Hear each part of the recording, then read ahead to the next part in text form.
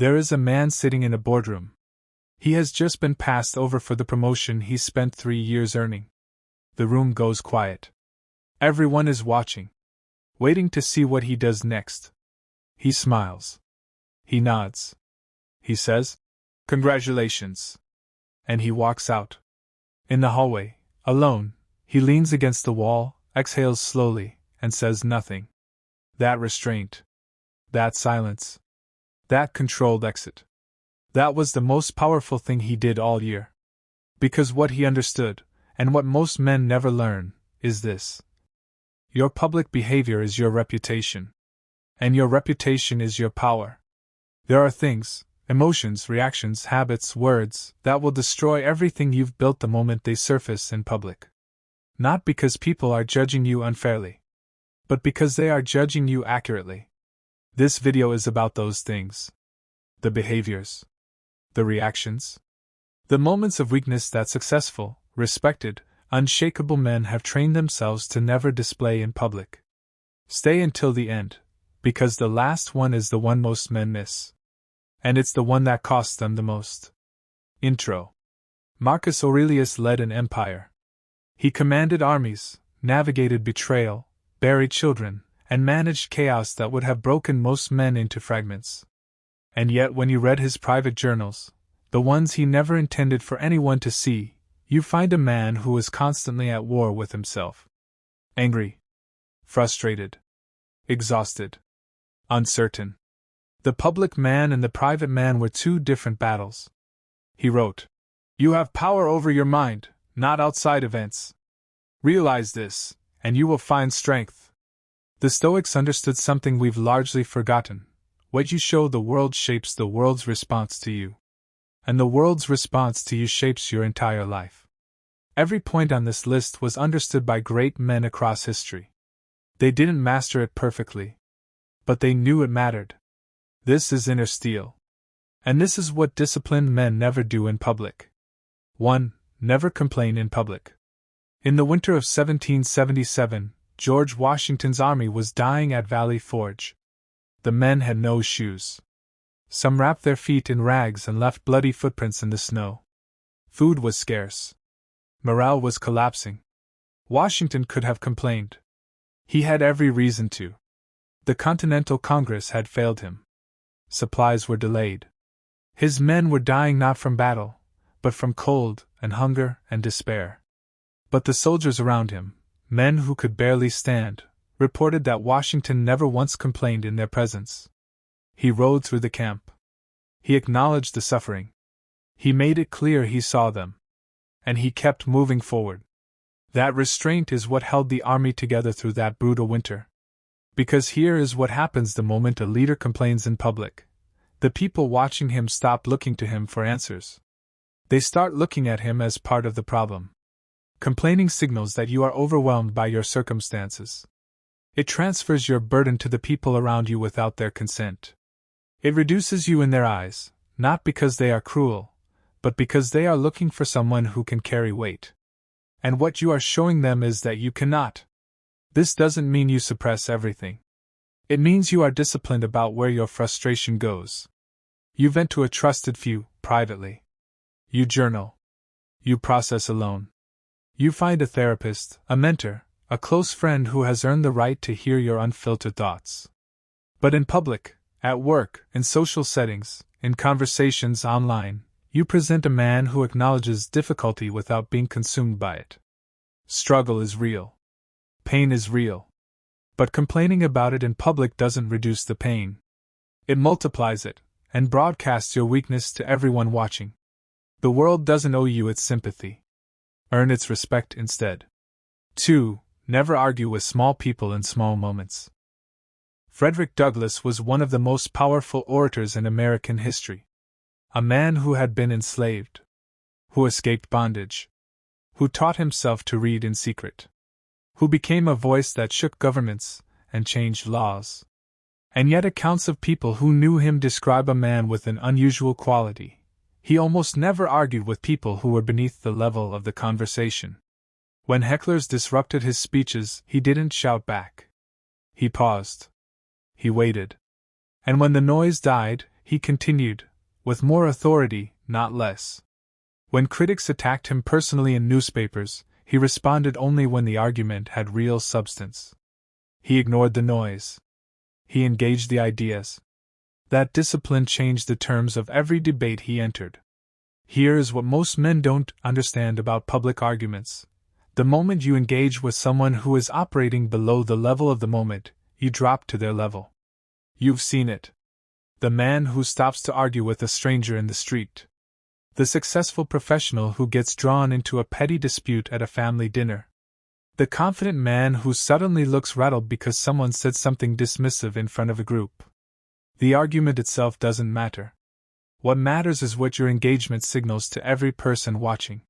When you refuse to argue, when you stay calm, respond briefly or not at all, and move forward, you communicate something more powerful than any comeback could, that you cannot be destabilized. Silence is not weakness. Strategic silence is a display of control that most people have never developed and very few ever will. Pick your battles carefully. Reserve your energy for things that genuinely matter. And let small provocations pass like wind, noticed, but not engaged. 3. Never display desperation. In the early 1980s, before his famous return to Apple, Steve Jobs founded Next, a company that was struggling badly. The hardware was expensive. The market wasn't responding. He needed investment urgently. When he walked into rooms with potential investors, people who knew the situation expected to see a desperate founder. What they saw instead was a man presenting with total conviction. He spoke about the future of computing like a man who had already seen it. He showed no anxiety about the company's position, no fear about where the money would come from. Some investors later said they invested not because the numbers were compelling, but because Jobs walked in like the money was already there. Desperation repels the very thing you are desperate for. This is one of the most uncomfortable truths about human behavior. Whether you need a client, a contract, a job, a relationship, or funding, the moment that need becomes visible in your body language, your tone, your words, the other person feels it. And they pull back. It triggers a primal response. Visible need signals imbalance. And people move toward certainty and away from imbalance. This doesn't mean you pretend nothing matters to you. It means you pursue what you want from a position of inner strength, not from a position of scarcity. You prepare thoroughly. You understand your own value. You walk into rooms knowing what you bring, not fixated on what you lack. You make requests with directness, not with pleading. And if the answer is no, you move on with your dignity fully intact. Because you never made the other person feel like they held your entire future in their hands. People gravitate toward those who seem to have options. Build real options. Or at minimum, build the inner certainty that comes from genuinely knowing your own worth. 4. Never disrespect people below you in status. Abraham Lincoln was known for something that baffled many of his political contemporaries. He treated everyone the same. Generals and janitors. Senators and soldiers. Visiting dignitaries and the people who cleaned the White House floors. Lincoln moved through all of it with the same quality of attention. One of his secretaries wrote that Lincoln would stop and have full conversations with the men who worked in the kitchen and the grounds. Not performative conversations. Real ones, where he asked about their families, their lives, and actually listened to the answers. People who witnessed this said it wasn't an act. It was simply how he existed in the world. And it made him one of the most trusted leaders in American history, because everyone around him, at every level of the hierarchy, felt genuinely seen. Here is what most men don't realize. How you treat people who cannot benefit you directly is the clearest window into your actual character. When you speak sharply to a waiter, dismiss a cleaner, or ignore the person holding the elevator door, you think no one important is watching. But someone is always watching. And what they see is a man who is kind only when it serves him. That information travels. Your reputation is assembled from 1,000 small moments you believe don't count. And beyond the practical reality, this behavior corrodes you internally. A man who treats people of lower status with contempt is practicing smallness. He is making his sense of worth dependent on having someone to look down on. That is the behavior of a fragile man. not a powerful one. Genuine strength has nothing to prove. It doesn't need to diminish others to feel tall. Treat the janitor the way you treat the executive. Not to impress anyone. Because it is the mark of a man who is the same person in every room he enters. 5. Never let them see you panic. In October of 1962, during 13 days that brought the world closer to nuclear war than it has ever come, John F. Kennedy sat at the center of the Cuban Missile Crisis. His advisors were divided. The generals were pushing for immediate airstrikes. The Soviet Union was not backing down. And Kennedy, young, only 2 years into his presidency, facing a decision that could end civilization, sat in those meetings without cracking. His brother Robert Kennedy, who was present throughout, later wrote that what struck him most was John's composure. Not a false composure. Not a man pretending nothing was serious. But a man who was clearly processing enormous weight, and refusing to let that weight dictate his decisions. He slowed things down when the pressure was to speed up. He asked questions when others were demanding action. He bought time when time was the most precious thing in the room. That composure under pressure, many historians believe, is what kept the world from catastrophe. Panic is contagious. In any group, in any crisis, people will take their emotional cue from the person with the most authority in the room. If you lose control, if fear takes over your face, your voice, your decisions, the people around you will amplify that fear. It feeds on itself and grows. This is not about suppressing emotion. Panic is a physiological response, and pretending it doesn't exist is its own kind of fragility. It is about what you do with it. You breathe. You slow your speech. You pause before responding. You buy yourself the moment you need to think clearly, and then you move. The man who can be calm when everything is falling apart becomes the man that others instinctively turn to. That matters in business, in crisis, in family, in every room you will ever walk into. Train yourself to be the steadiest presence in the room. Not because emergencies don't affect you, but because you have built the inner architecture to manage them without collapsing under their weight. 6. Never boast about your plans. Nikola Tesla spent years announcing, publicly in interviews, in presentations, the extraordinary inventions he was going to build. Wireless global energy. Death rays. Machines that would reshape civilization. Some of it came true. Much of it didn't. And the gap between what he announced and what he actually delivered became a wound in his reputation that never fully healed. Meanwhile, Thomas Edison, whatever his moral limitations, operated differently. He worked in relative silence. He tested. He failed privately and repeatedly. And then he showed up with a working light bulb. The announcement came after the achievement, not before it. There is a documented psychological phenomenon researchers call substitution. When you tell people about your goals, when you receive the excitement and approval of announcing what you plan to do, your brain partially registers the announcement as the achievement itself. The social reward satisfies a portion of the same need that actually finishing would satisfy. So you feel subtly less driven to complete the thing. And simultaneously, you've created an audience waiting to see whether you succeed or fail. You've added external pressure. You've created the possibility of public embarrassment, without yet earning any of the rewards.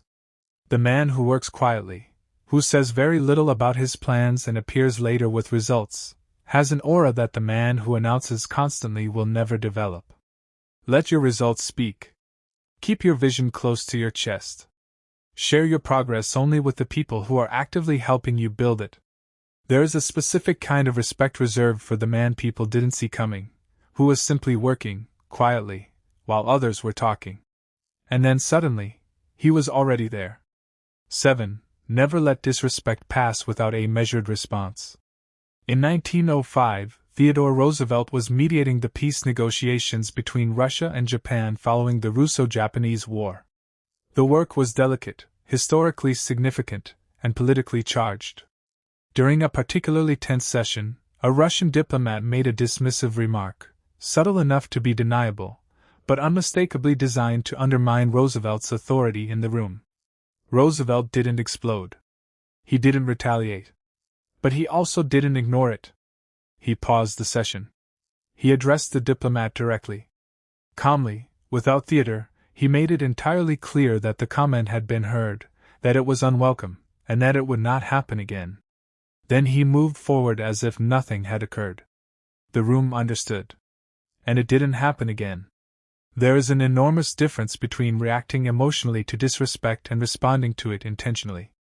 A man who ignores every slight signals one of two things: either he doesn't notice, which suggests low awareness, or he doesn't care, which invites more.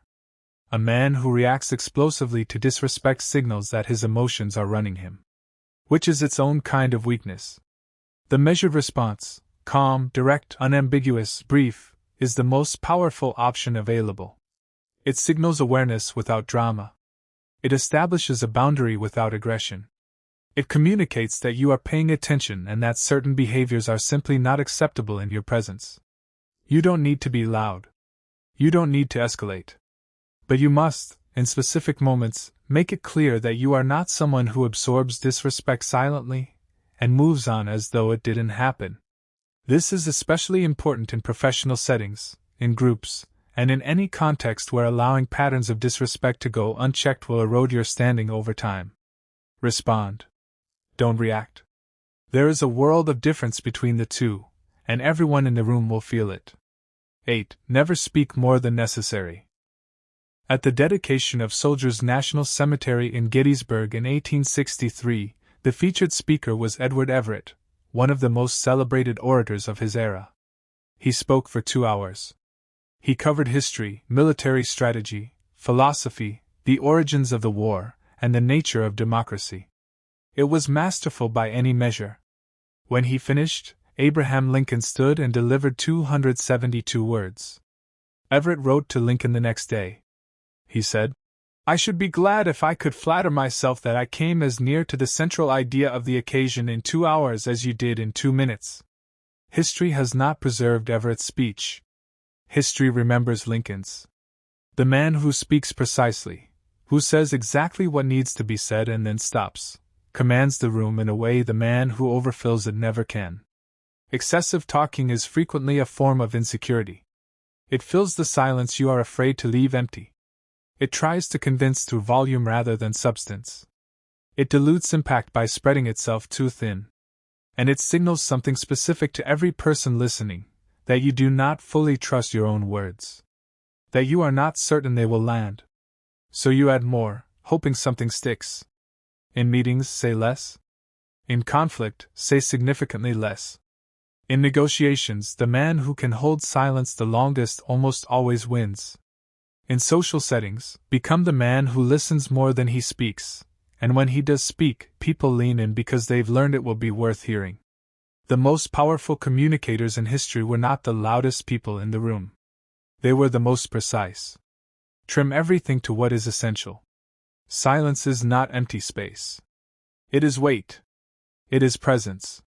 And used correctly, it communicates more than 1,000 unnecessary words ever will. 9. Never reveal your emotional wounds to uncommitted people. Ernest Hemingway lived one of the most publicly examined lives of any writer in the 20th century. He was celebrated, mythologized, written about constantly, dissected by critics and biographers alike. And yet the people who knew him best described a man who kept his deeper wounds ferociously private.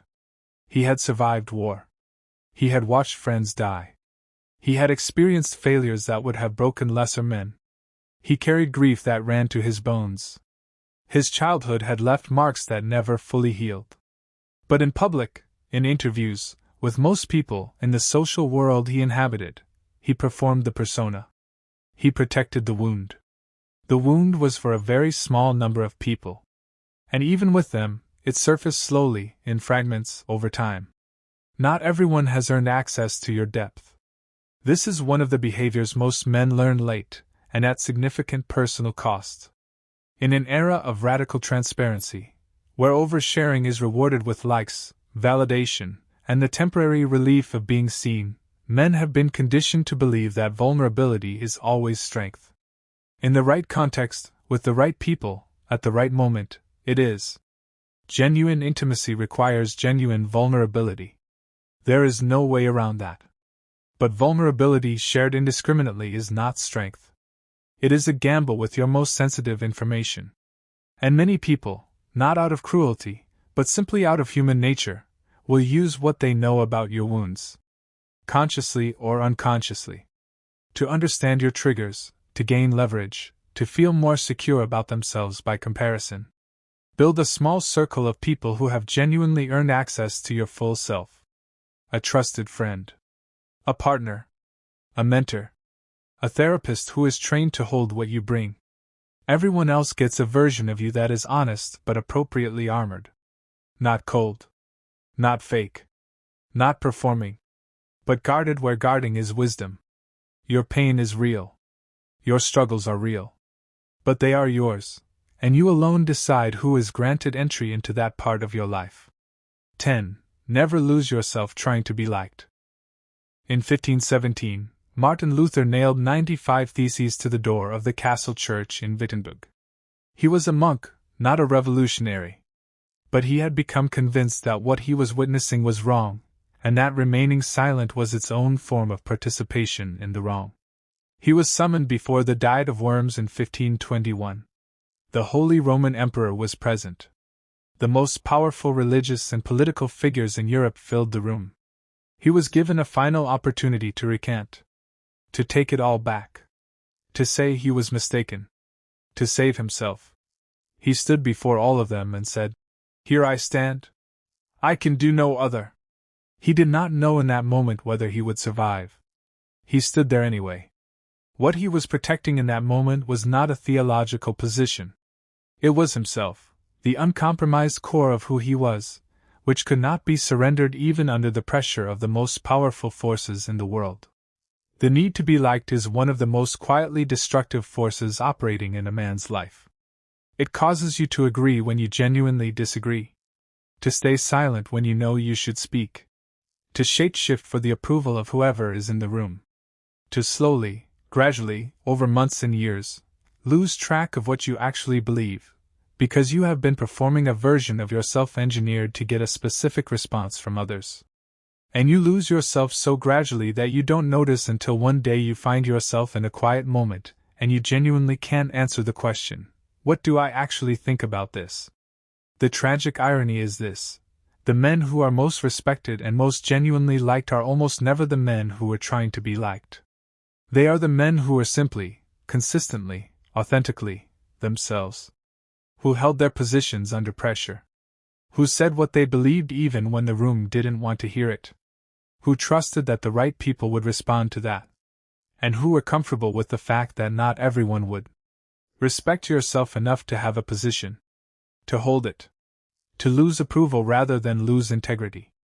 The man who is the same person in every room he enters, who doesn't reconfigure himself based on who is watching, is the rarest and most magnetic kind of man there is. The one most men miss. Never let the outside become the inside. Viktor Frankl was a psychiatrist and a survivor of the Nazi concentration camps. He endured conditions that defied human comprehension, and came out the other side having written one of the most profound frameworks for human meaning ever committed to paper. In the camps, everything was stripped away. Dignity. Safety. Freedom. The people he loved most. And yet Frankl observed something extraordinary. There were men in those camps who, despite everything, maintained an inner life that their captors could not reach. Men who chose their attitude when they had no other choice left. Men who gave their last piece of bread to someone who had less. Men who suffered terribly and yet, somehow, remained themselves. He wrote, "Between stimulus and response there is a space. In that space is our power to choose our response. In our response lies our growth and our freedom." This is the deepest principle beneath everything we have covered in this video. The complaints, the panic, the desperation, the boasting, the people-pleasing, they are all symptoms of the same root problem, allowing the outside world to determine your inner state. A man who is controlled by circumstances is at the mercy of everything. The rude coworker. The bad break. The relationship that falls apart. The opportunity that doesn't come through. The disrespect, the rejection, the failure. Each of these becomes a crisis when your inner world has no foundation. A man who has built a stable, rooted interior life, one that exists regardless of what is happening around him, is free in a way that no external achievement can replicate. That inner stability is what allows you to be calm when others panic, silent when others are shouting, generous when others are grasping, steady when the pressure is to fold. It is not built quickly.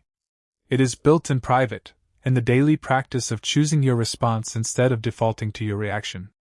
In the slow, unglamorous work of becoming a man whose foundation does not shift with every wind that blows through your life. Nothing outside changes until something inside is settled. That is where all of this starts. OUTRO. Let's return to where we started.